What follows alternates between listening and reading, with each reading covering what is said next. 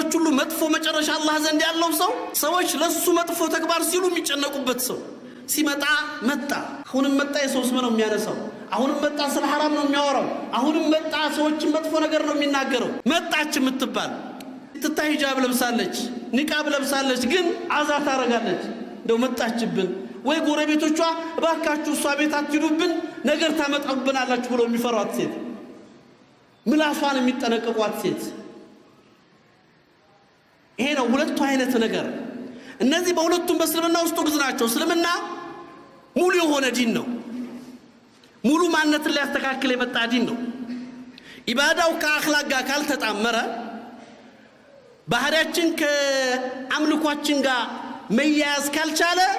ቁርአን ላይ ለምንድን ነው አላህ ስለ ኢባዳ ሲያወራ አኽላቅን ያላገናኘበት ቦታ እኮ የትም አታገኙ من إلى الله سورة الماء ላይ فويل للمصلين الذين هم عن صلاتهم ساهون إلى كذا والذين هم يراعون ويمنعون الماعون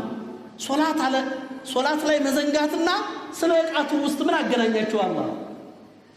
እነዛ ናቸው ይላል አላህ በሶላቶቻቸው ላይ ዝንጉ የሆኑ ሰዎች ሳሁን ይላቸዋል በሶላታቸው የሚያላግጡ ወቅቱን የሚያሳልፉ የሚጫወቱት ሰዎችልና መጨረሻው ላይ ምን ያለሳቸዋል ወይምነኡን الماعون ይላቸዋል የትውስት ቃም ሲከለከሉ ይከለክላሉ ይላል አላህ ጎረቤታቸው ጋር አብሮ ከሚኖራቸው ማህበረሰብ ጋር ያላቸውን ግንኙነት ነው አላህ ግልዛ ሽዳ ይሄ መጥፎ የሆነ እንዲው ሊን ለስላሴ የሌለው ባህሪ ምንም አይገናኝም ቋስ ሶላት ማዘንጋትና እቃ መዋስ አንተ የምትሰግደው ሶላት ጎረቤቶችና አብራሃቸው ከምትኖር ከምትማራቸው ከምትሰራቸው ሰዎች ጋር ሰላም ካልሰጠ ሶላቱ ምን ሆነ ማለት ነው እየተሰገደ አይደለም የትም ቦታ ላይ ቁርአን ውስጥ ገብታችሁ አላህ ስለ ኢባዳ ካነሳ አኽላቅን ያስተነሳል ሱረቱል ፉርቃን ላይ ስትሄዱ የምታገኙት ይሆን ወኢባድ الرحمن الذين يمشون على الارض حونا واذا خاطبهم الجاهلون قالوا سلاما ይላል والذين يبيتون لربهم سجدا وقياما ይላል ሱረቱል ሙእሚን ላይ ገብታችሁ ስትመለከቱ እንዲሁ ነው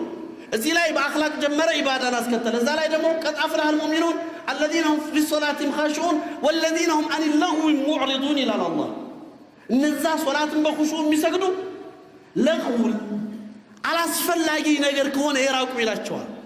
እስከታች ስትወርዱ አኽላቅን ሲያነሳ ኢባዳን እያስከተለ ነው ኢዘን ይሄ ኢባዳ አኽላቅን መገንባት ካልቻለ ስነ ምግባርን ማነጽ ካልቻለ የኔን አይን የኔን እጅ የኔን እግር የኔን ብልት የኔን አንደበት መሰብሰብ ካልቻለ ኢባዳው ምን ይሆነ ነው መጫወቻ ይሆነ በፍጹም አቢድ ሰው አላህን የሚፈራ ሰው አኸራ አለብኝ የሚል ሰው